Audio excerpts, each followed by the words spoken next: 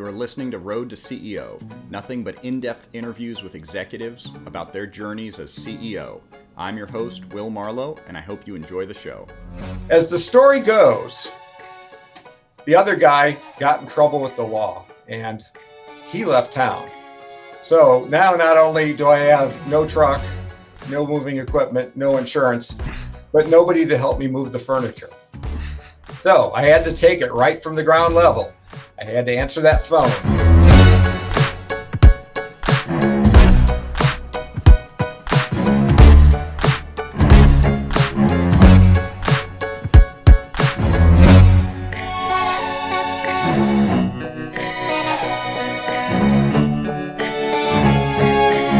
Welcome back to another episode of Road to CEO. We're here today with Dave Underwood, who I've known for years and who's one of the first people I go to for advice on thorny CEO topics. He's been in the moving business for 42 years. I think it started back in 1978 in Ohio, moved to Virginia, if I'm getting my numbers right, hopefully here, 1989. He founded a company called 2GT Inc., which he's going to tell us more about. Today, he's doing what I think is his third big business, Around Town Movers, and he's going to tell us what he's learned along the way and how he's arrived at what he's doing now. Dave, thank you so much for joining us. Greetings, Will, and greetings to everyone out there in podcast land. So I'm curious to start with the mysteriously named 2GT Inc. Do you want to tell us what does 2GT Inc. stand for? What's that all about? Well, 2GT Inc. Goes all the way back to Ohio, actually in 1986, and it was more commonly recognized as two guys in a truck. And you probably have seen those trucks around our Washington, D.C., Maryland, Virginia, tri-state area for many years. And I was actually the CEO of that organization for 17 official years, from 1994 all the way through 2011, when we sold it. And when we sold it, we had 7 franchise locations, including the flagship store in Sterling, Virginia. We had 30 trucks and 100 movers. So that's wow. when we had a sale. And after the sale, the dust of the sale settled, we'll say, we got back into the moving business. My wife and I, now we're 100% woman-owned family business. I serve as the Chief Revenue Officer here at Around Town Movers. Basically, we acquired a company called Around Town Movers, which was founded in 2006 by a local real estate agent. And the company had just gone out of business, actually. And it had about $300,000 in annual revenues, 2 trucks, a van, a website, a federal trademark, and a phone number that rang. So we made a deal to buy that, and that's a whole nother story. Maybe you could read that in the book when it comes out. And we put our own secret sauce into that, and we took it from its $300,000 annual sales up to pushing $4 million this year is our expectation. Our growth plan, and everyone should have a growth plan as part of being a CEO, as you know, is to hopefully get to the $5 million mark within the next 18 months, and then double that over the next 5 years. That's fantastic. Okay, so you've said a lot of things that I want to dig into. So I do want to hear about your current business, Around Town Movers, and you've given us some really cool insights about your growth plan. But I want to dig into that previous experience you had. So you started out, you founded 2GT, which it was 2 guys in a truck. Is that the correct name? Yeah. So, but let's go back to the beginning. All right, let's do that. Because it's the road to CEO. Let's start there, right?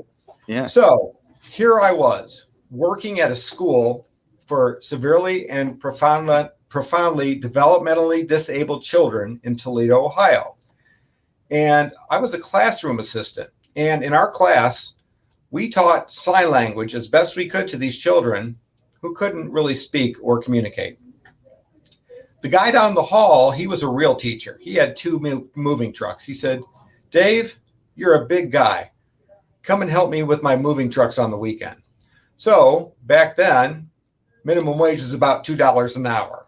And so I was working at the school, very rewarding job, just not in the pocketbook. So I went to work for this guy on the weekends for $5, a whole $5 per hour. And I worked for him for about 4 years. And me and the other guy, well, we drove the truck around and, never got a raise, but we got tips on the job, and the customers were always very appreciative of that. One day we looked at each other in the back of the truck, and he said to me, "Hey, we can do this ourselves." So we went and we put an ad in the phone book in the Toledo, Ohio phone book, and the phone started ringing. Now, keep in mind, we didn't have a truck. We didn't have any insurance. We didn't have any moving equipment. All we knew was how to move furniture. Just raw 20-year-old men out to make it. So as the story goes, the other guy got in trouble with the law and he left town. So now not only do I have no truck, no moving equipment, no insurance, but nobody to help me move the furniture. So I had to take it right from the ground level. I had to answer that phone. I had to go out and rent the truck, rent the pads, move the furniture, come back and repeat and repeat and repeat. Wow. So that is how I got started that's the PG story of how I got started in the moving business. The racy one will be in the book. You can read that at some point. Well, we'll see if by the end of this podcast we can get maybe one juicy, salacious story out of you. Oh boy, we'll see what I'm willing to give up. Hey, kidding. But listen. So I kept doing that, so it ended up with being a 20-year-old. I was a great mover, or a good mover at least then. Because I worked hard and I wanted to be helpful. That's how I was raised. And so kept moving furniture, and the business developed over time, and so. But ultimately, with that first business of mine, it proved to be that I was a better mover than a businessman. So it didn't work out as well as we'd hoped. But I did end up with a warehouse, an office, the admiration of my friends and family for having gotten that far. And then we decided to close that business. And I went to work for a moving company in Toledo, Ohio. Now, this was a moving company with a fella probably who is like me now. So he ended up being my mentor. So how I got to know him was so the ad in the phone book was interesting in Toledo. Okay, so when I opened the phone book in Toledo, it was one page of 16 ads for all the moving companies in Toledo. What I didn't know then is that everyone had agreed to the same size ad in the Toledo Area Movers Association. So I thought when I saw that, I could put the quarter page ad in there and really clean up. So I put the quarter page ad in the phone book. A little while after the phone book came out, the phone rings. And at the other end of the phone, the fella says, "Hello, this is Ernie, and I'm with the Toledo Area Movers." And I said, "We'd like to invite you to our next meeting." So I went to the next meeting, and they're all very welcoming. They said, we had lunch together, and they said, "Well, Dave, we all agreed to have that 1/16th page of a ad on one page of the phone book. So the phone company wouldn't be making a lot of money from us. And we don't think it's fair that you have the big ad now taking all of our business away." Toledo's not a big place, right? I said, "Well, we want to be in business and grow our business." And they said, "Well, if you really want to grow your business, you should move to Washington, D.C. So file that away for later." This was probably back in 1985 or 6 or something like that. So we closed the first business, which we called A Expert Professional Movers. That's the one with the quarter page ad. Right, the quarter page ad now closed. So I went to work for Ernie Shaddix, who I consider my mentor in this business. A couple stories there. So I was ordinated the vice president of sales of Emar Van and Storage Company, which was an agent for what was known as Paul Arpin Van Lines at that time.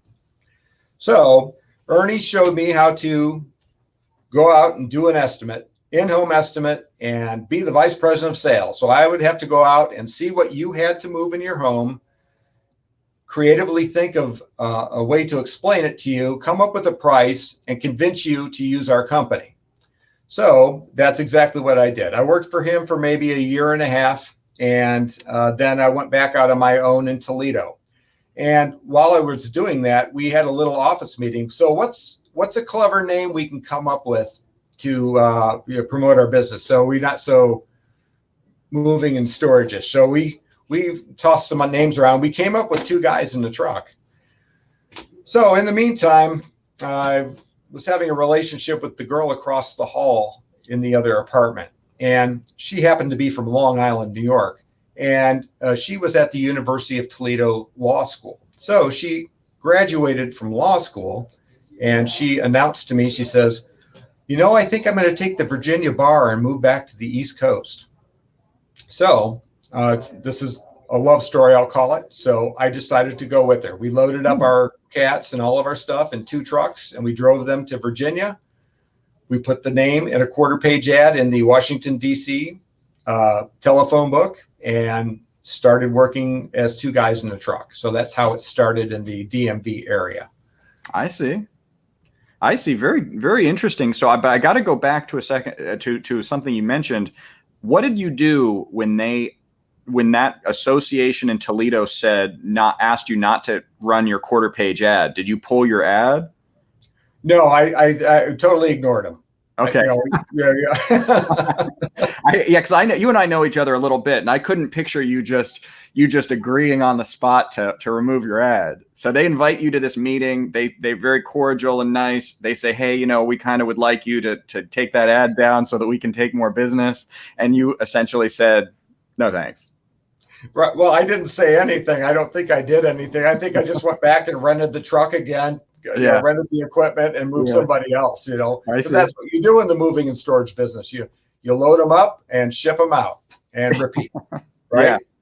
Yeah, you sure do. So then you met Ernie Shaddix. You really gained experience in the field. So did you kind of recognize that you had a lot to learn and that you really wanted to, or did you just need money? And so you decided, or was it both? Yes. So just to the learning thing. So I am 60 years old, soon to be 61 years old, and I am still learning to this day. Yeah. In fact, I've learned more in the last 5 years than I probably learned in the first 35 years of the moving business. Yeah. And it's all accumulated knowledge and experience. So that's definitely it. And in the moving business, you always need money. The joke goes, how do you get $1 million in the moving business? You start with 5. 5 million. Start with 5 million. That's how you get to $1 million. Yeah. So it's a very rewarding business, but it's very financially challenging. You get a lot of money in, but a lot of money goes out, and it goes quickly. So cash management is key. And that's definitely a whole nother discussion in a CEO's life. How you keep your finger on that. Well, I think that you and I met when I was in my 20s, and I know we did. I was still in my 20s, and there was a lot I didn't know. And I remember I was kind of blown away when you told me how little you paid for your current business, despite the fact that it had $300,000 in revenue. And because I was very inexperienced, I didn't understand how numbers worked, but I was kind of amazed that you were able to buy your business for the price that you did, with the 300,000 in revenue. And, and I guess that points to the fact that it's a bit of an expensive industry. It is. And not only is it expensive, it's complex. So I'm on the American Trucking Association Independent Movers Committee. Yeah. And I'm heading up the Training and Education Task Force. And so we just started talking about all the different elements of things that people might want to know about in the moving and storage business. And we've come up with this talk called The Reality of the Moving and Storage Industry. And I started just listing topics about how complex our business was. And it's amazing that anybody would really ever want to be in it based on how complex it is. Yeah. Well, okay. So essentially it sounds to me like you took the path where you really understood, and you were a constant learner, and you kind of had that trait even early on. You've got it now. You want to learn things, and you recognized that for you to succeed in the moving industry, you needed to take a job at a place with somebody like Ernie Shaddix, where he'd be a mentor, you'd really grow and learn under him, and then you would be able to go off and do your own thing. Is that kind of what your thinking was? Well, I don't know that there was a lot of thought going into it. Okay. It was an opportunity that presented itself, and a lot of life happens like that you just wander into something and it works out. Yeah. I've been incredibly blessed in my life that everything has worked out in one way or another, and that all my life's a circle, sunrise and sundown. The moon rolls through the nighttime until the daybreak runs around. All my life's a circle. I can't tell you why. Seasons spinning around again. The years keep rolling by, so things happen one after another. That's just the nature of life.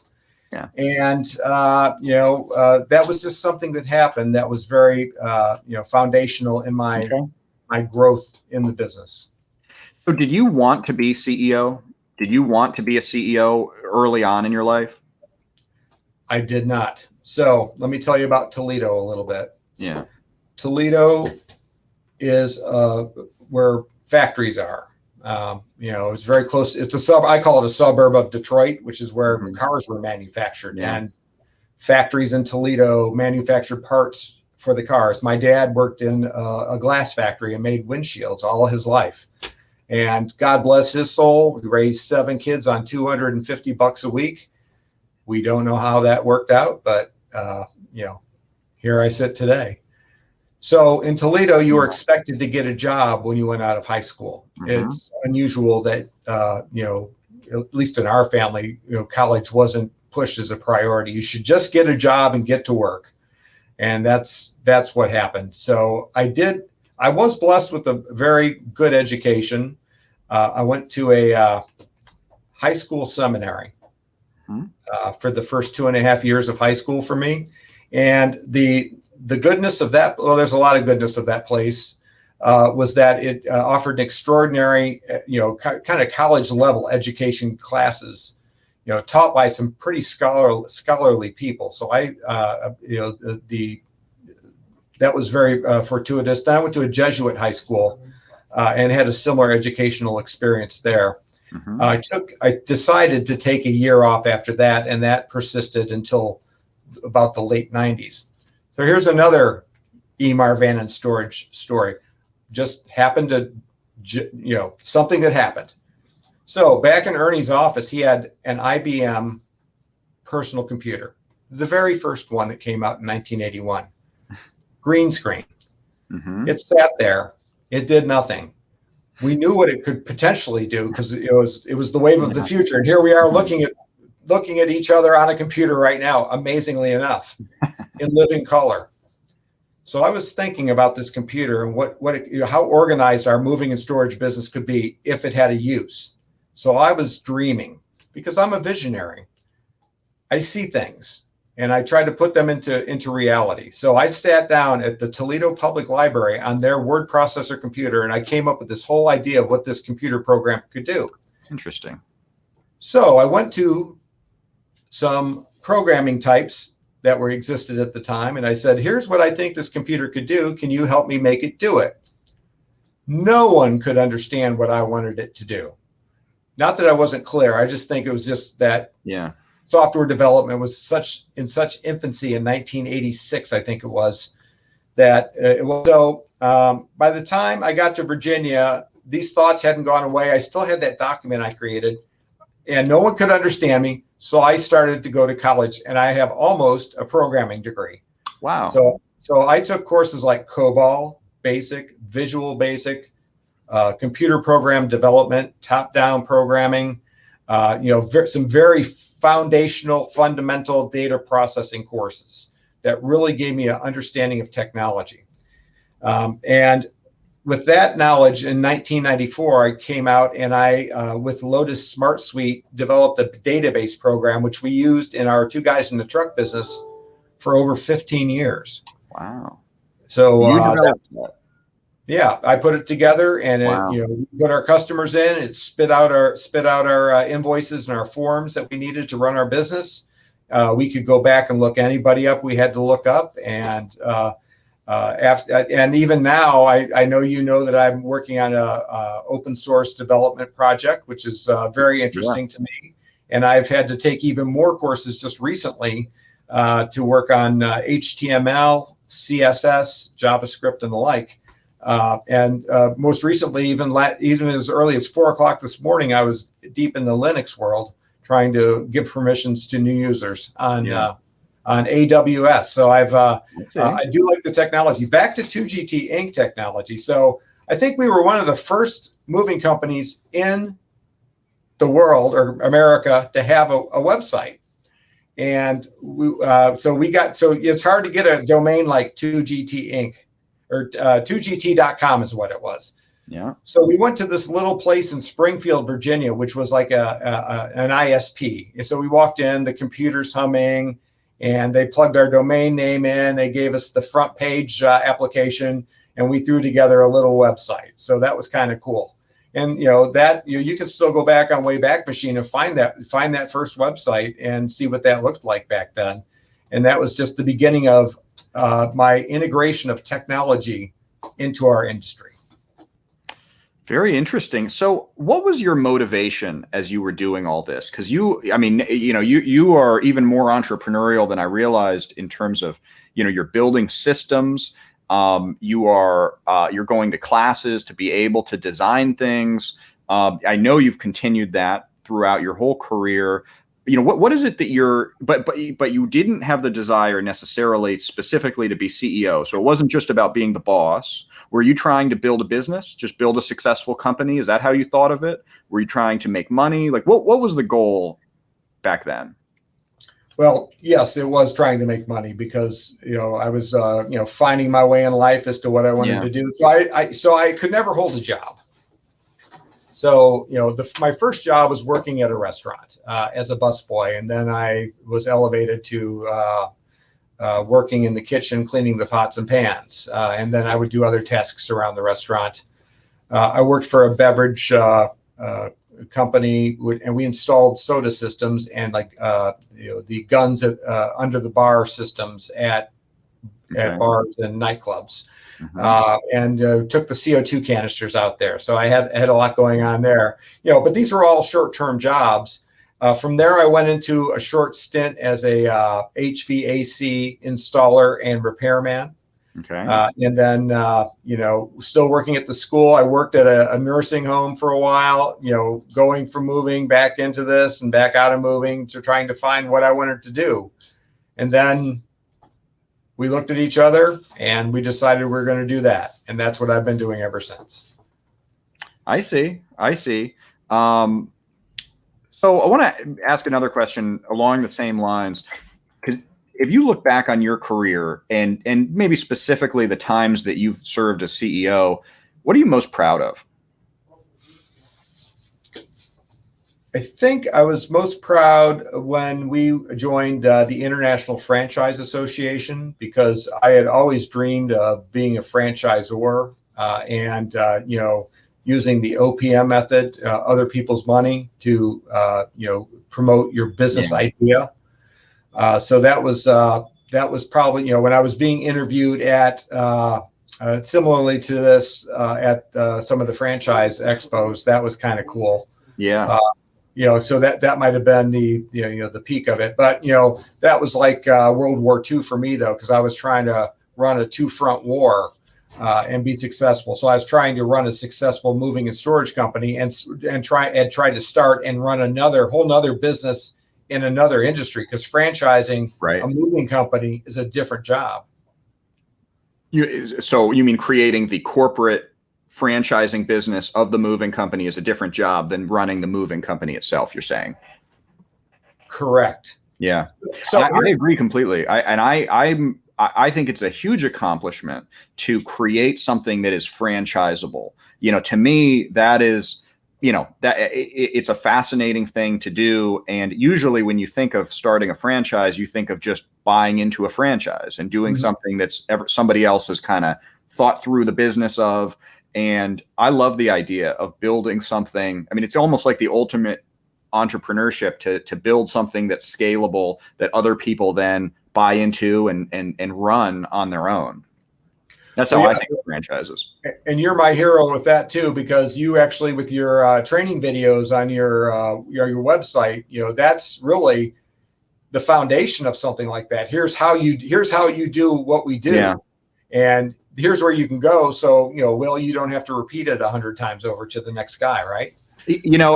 If somebody were asking me what I was most proud of, at the top of the list, I don't know if it's number one, but top five. Building my training business is definitely within the top five of my business accomplishments. It solved a ton of problems.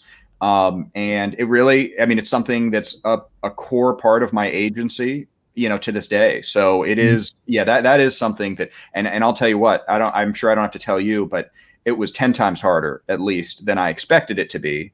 As soon as, I probably created it in 10 different versions, and, each one progressively more complex. And then finally I got to a point where I made it too complex, and then I dialed it back, and now it's where it should be, I think. Simple is good. Yeah. So that brings to mind a couple other things, or at least one other thing. The other one I've forgotten already, but, so when I started as a mover, I was moving furniture, and that's what I did. So when I started a moving company, then I became a business person, and I really couldn't move the furniture anymore, right? Because I had to run the business. So I didn't realize that at the time, but that's something I've read in a book and learned down the line.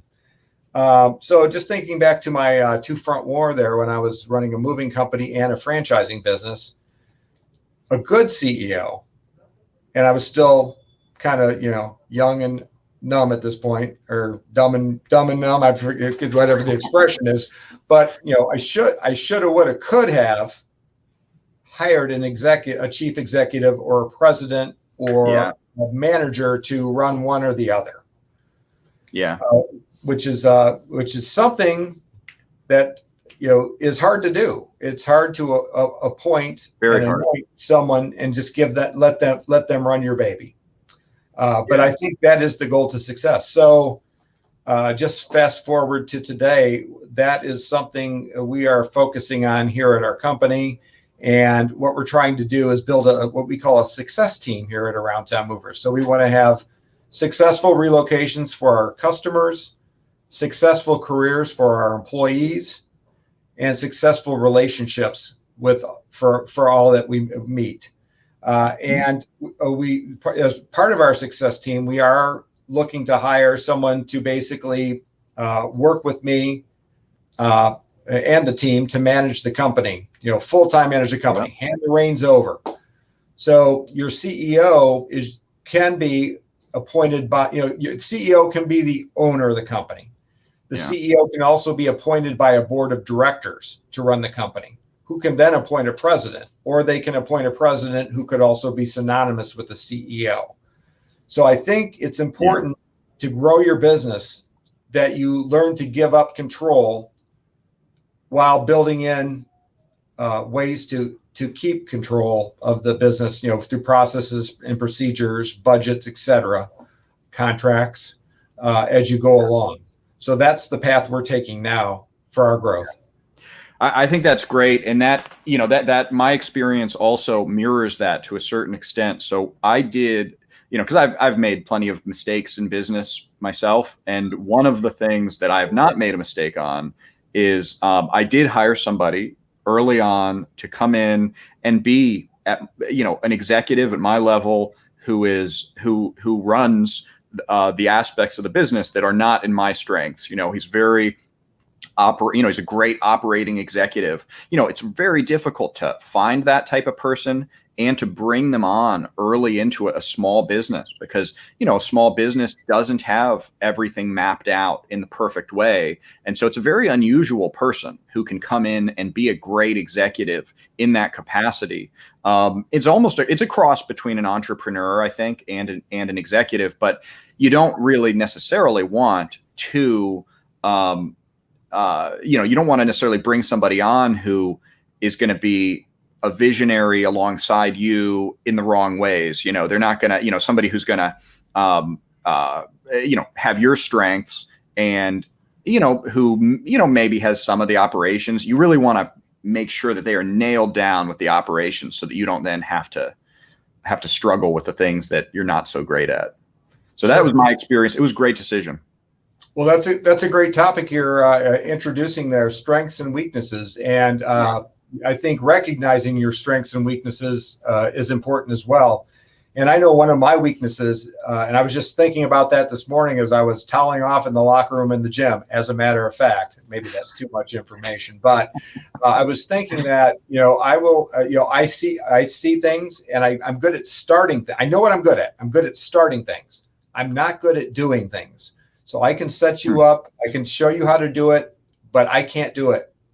Long term. I can do it for a couple of weeks. It would be fun. Hey, I even helped you out with AdWords for a while. That was fun for a little while, but then I had to move on because I couldn't stick with that for long term, because I'm not a person that can keep at a job, but I'm good at creating jobs, tasks, processes, and procedures, programs, things like that. So I will move from one thing to another quickly, which is maybe requires medication. I don't know, but that I realize that I can't just do one thing.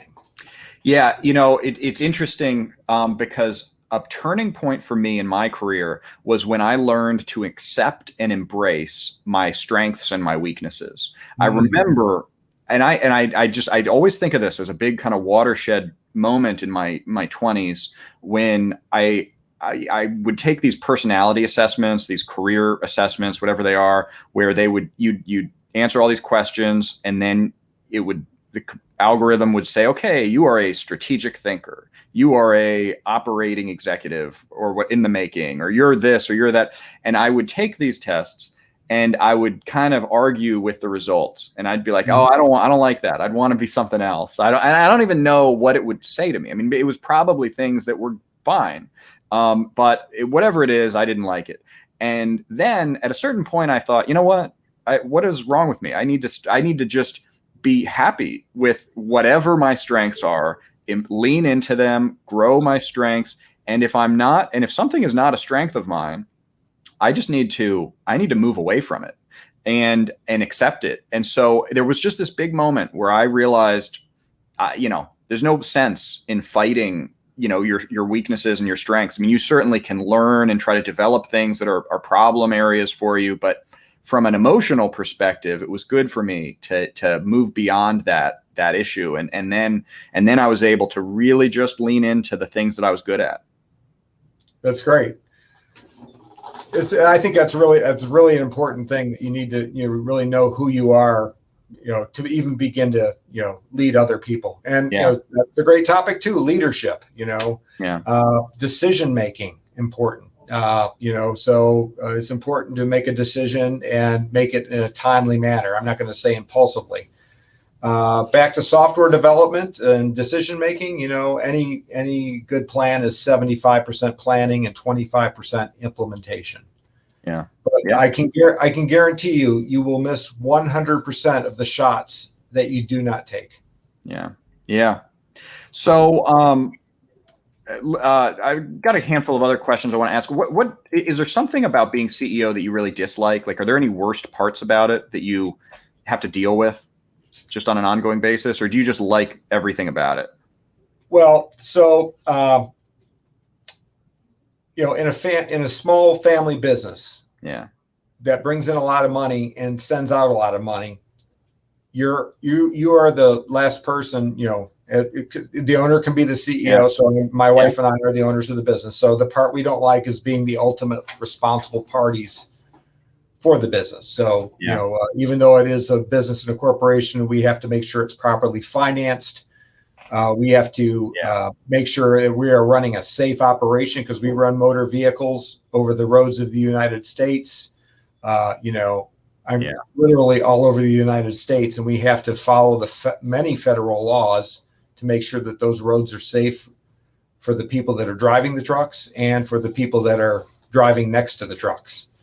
So, there's a lot of responsibility involved. So that would be the biggest downside that I think about it. Other than that, there's a lot of fun and interesting things to do on a day-to-day basis that I really do enjoy. And it's the diversity and it's the people I work with. Some days I'll walk out of here and think, wow, I had a really good day today. And the reason I had a good day today was because of all the wonderful people I have the opportunity to work with.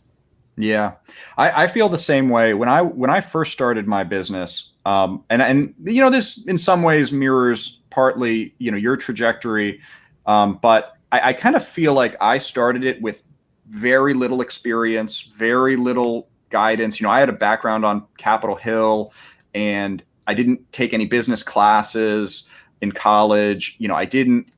In many ways, I was not prepared to be a business owner for my first company.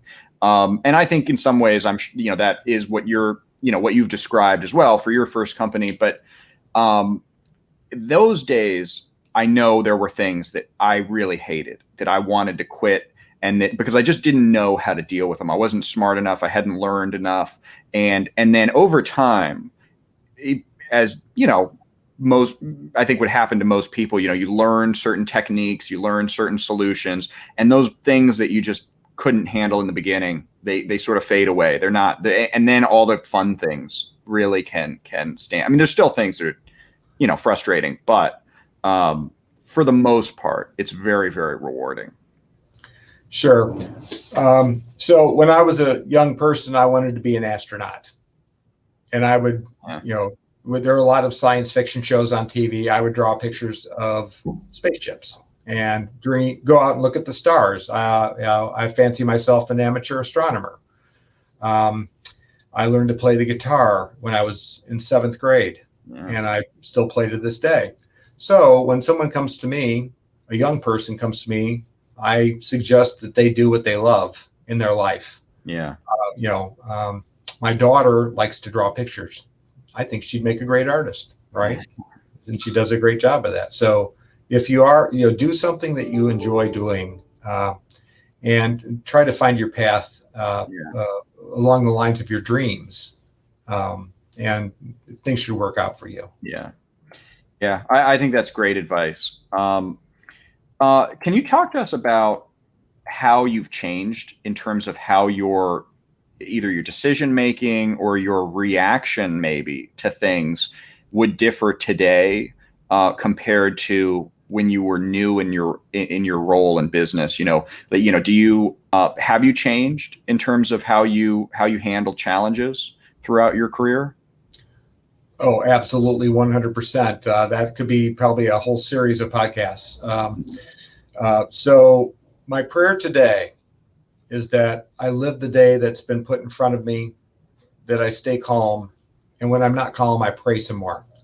And that's just, take a break and look to the sky, basically, is what that means. Don't react. There's never any reason not to be calm about everything or to treat anybody poorly because you're agitated. So if I feel agitated, I take myself out of any given situation. Roll back to when I was 20 years old. I was probably pretty unpleasant versus who I am today. Very impulsive, quick to judge. And even today, I usually miss the one piece of information I need to know about any given topic to make the proper decision.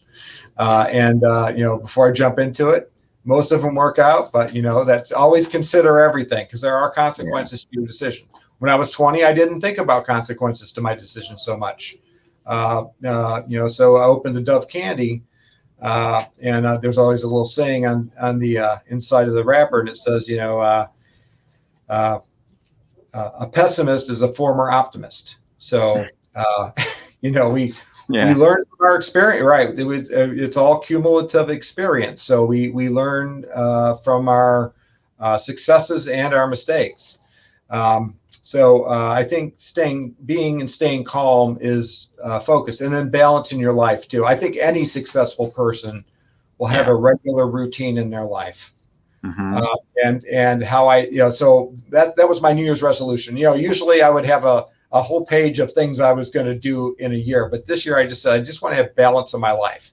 And so that's extended to my eating, to my schedule, to what I do at home, what I do at work. I'm still off balance, by the way, but I have more balance than I had previously. So I just try to have a decent schedule. I go to the gym every morning before I come to work, and that gets my endorphins going, gets me in a nice calm space so I can come in and watch the bullets whiz over the top of the foxhole, and deal with the next thing that has to be dealt with. And I have, the moving business is very complicated. Lots of things come to me quickly, and I have to process the information, find information, and get it back out quickly, and hope it's the right information, which it is most of the time.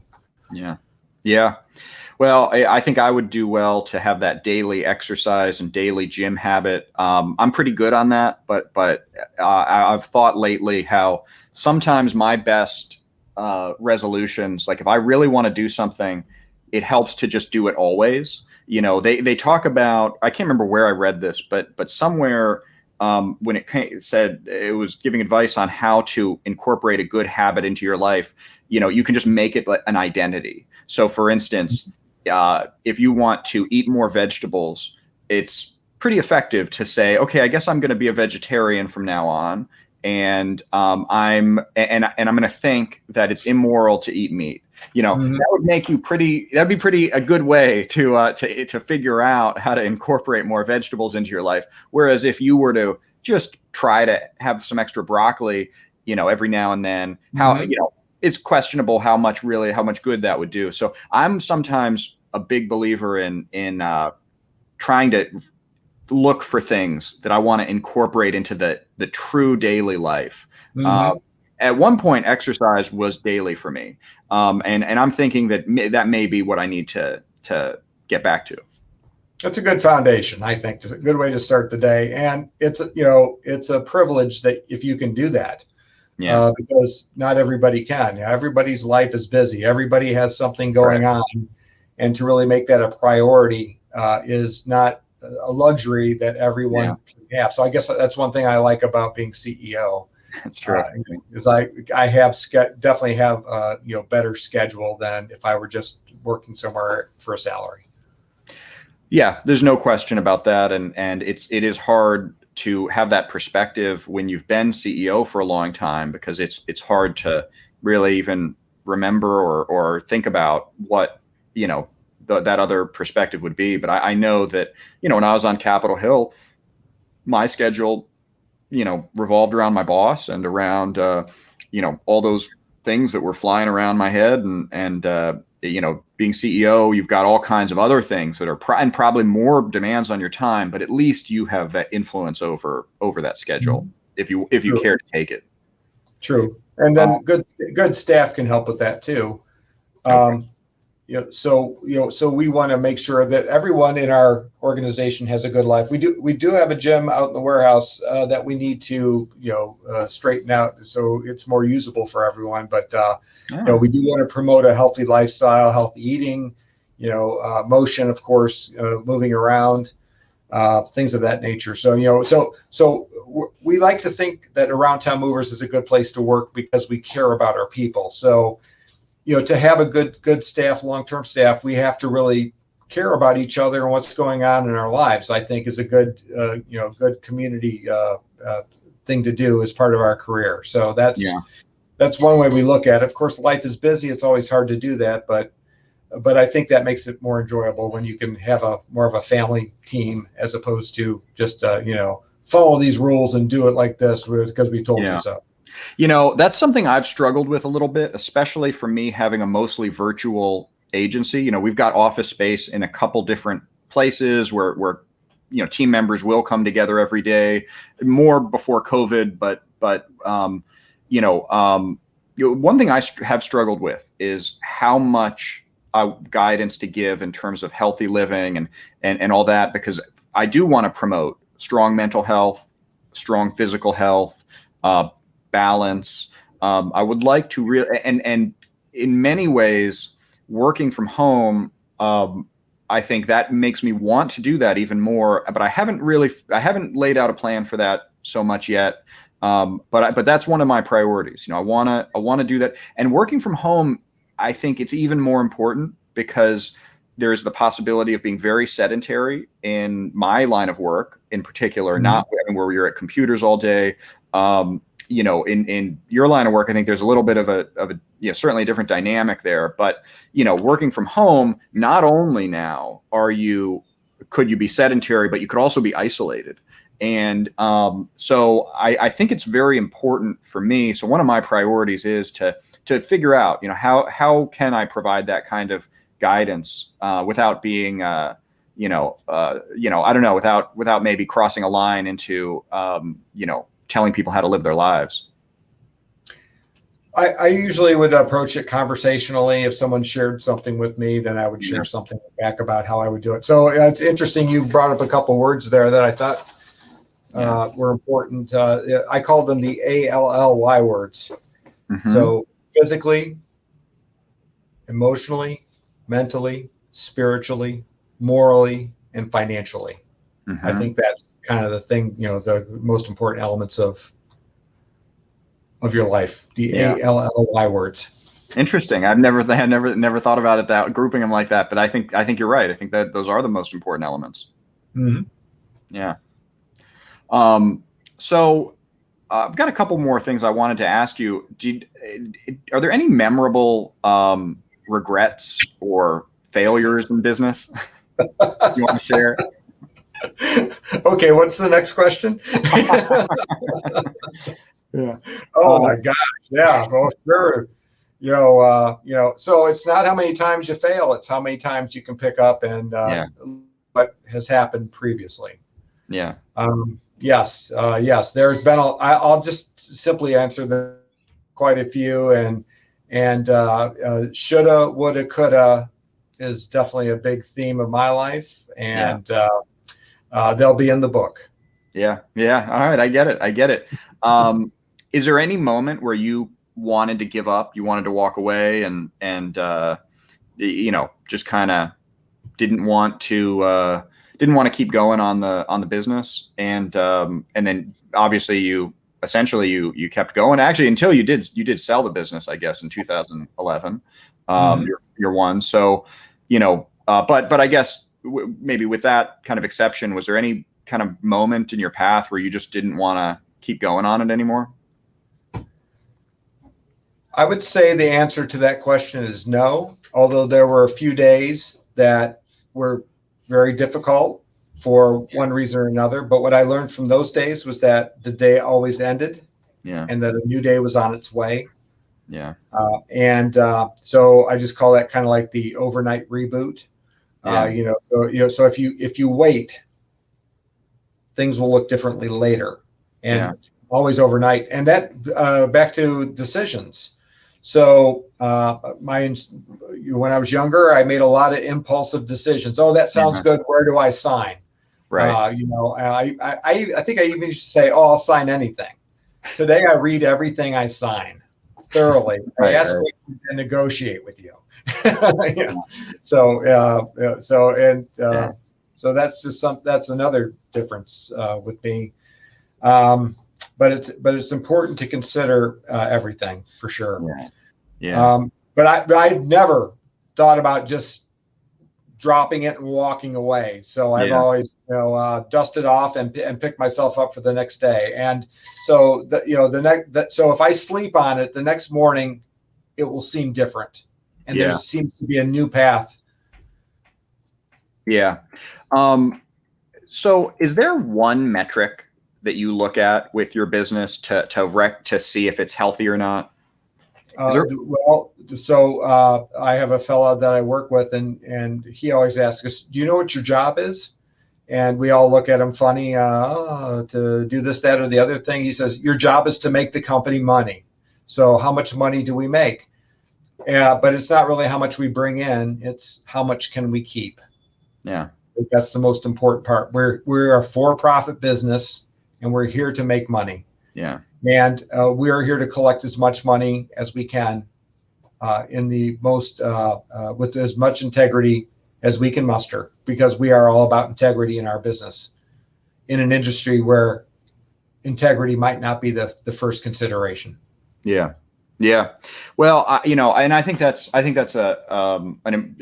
it's a crucial metric. And I remember reading somebody a few years back talking about the importance of profit and the importance of, there are all kinds of businesses that, they seem reasonable. They're little side projects in many cases. And they've got a lot of good, good intentions behind them. But the reality is if you can't create enough profit, then it's really not it's not a business. It's not a long-term business ultimately. Mm-hmm. Maybe Right. it's something temporary, maybe it's a project, maybe there's some other reasons for it. But ultimately, if you want something to last, be sustainable, create great jobs for people, it has to create a sufficient amount of profit each month. Sure. Well, Otherwise, that was my next point, that, our success is our people, Yeah. the people, especially the people that are out on the trucks, packing, loading, driving, and unloading. They bring in all the revenue of the business. Without them, we're nothing. Yeah. The people in the office, the good cheer, and these are, I can't remember the word I'm looking for right now. They're assets of the business. They're intangible assets. Yeah.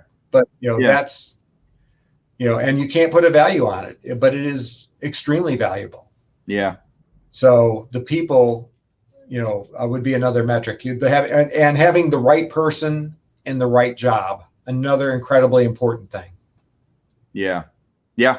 I couldn't agree more. I mean, I think that, this isn't exactly a metric, but I do think that hiring A players, a lot of CEOs will refer to the best people as A players, and hiring those folks and recognizing when somebody is a C player or a B player and pulling them out of that position, is so critical. And, because of the nature of my business, I often will see how well is a business doing, because I'm helping them with marketing. So I get to really dive in and see kind of the heart of a huge variety of businesses. And it exposes me to what businesses are doing right and what they're doing wrong. And now I really I see the damage that is done when you've got the wrong people in certain roles, and I hate to sound harsh on it, but you just can't allow that to happen. I mean, it's not fair to the other people on the team. I mean, first of all, it's simply, they've got to,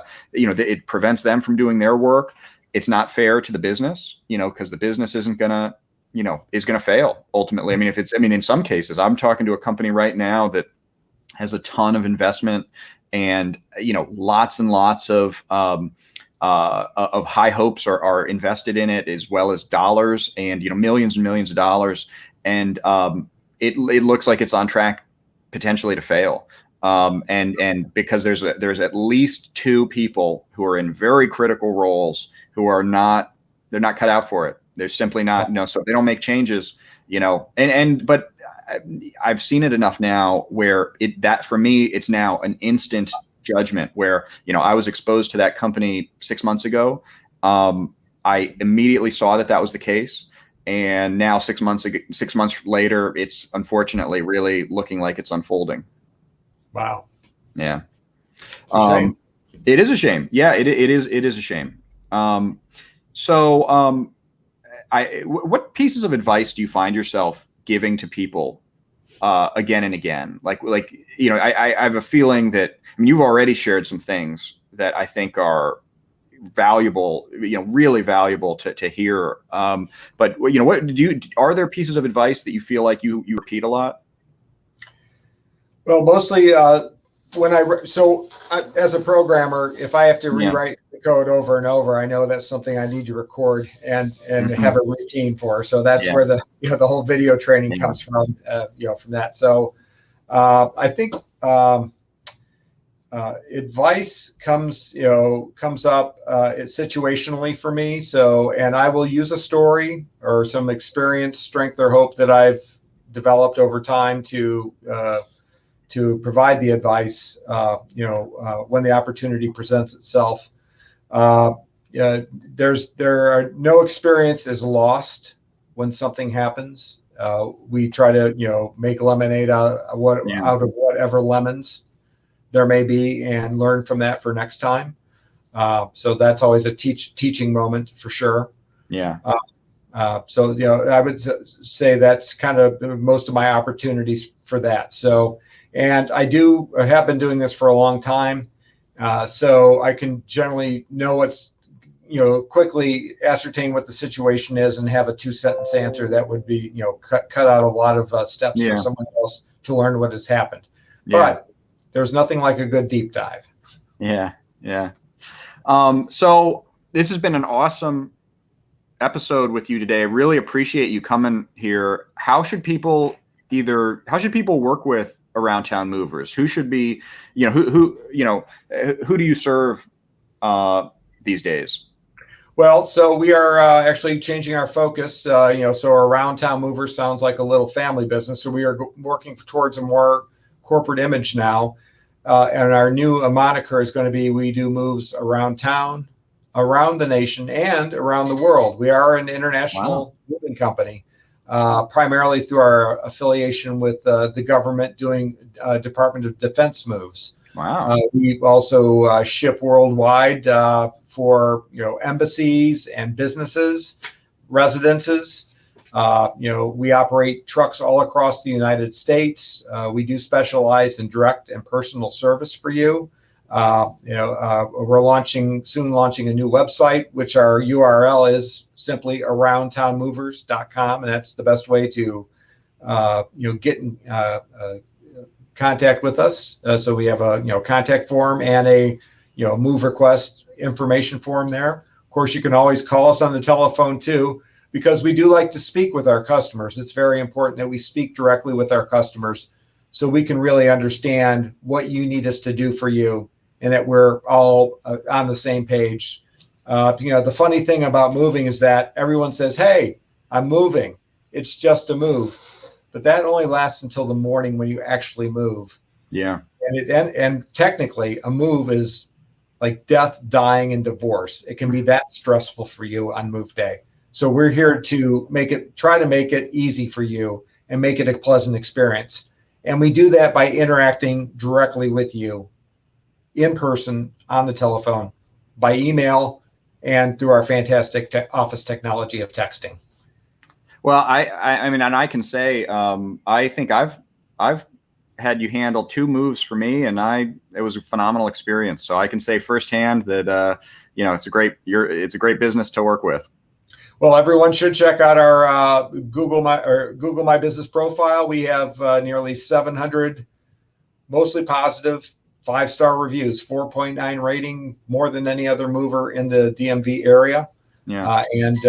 We're going to try to expand that program. We've done tens of thousands of moves, and we have 700 reviews. Seems like there's room for improvement there. Well, I want to thank you again. Great episode today, and thanks for coming on. Thanks for having me, Will. It's good to see you. Good to see you too.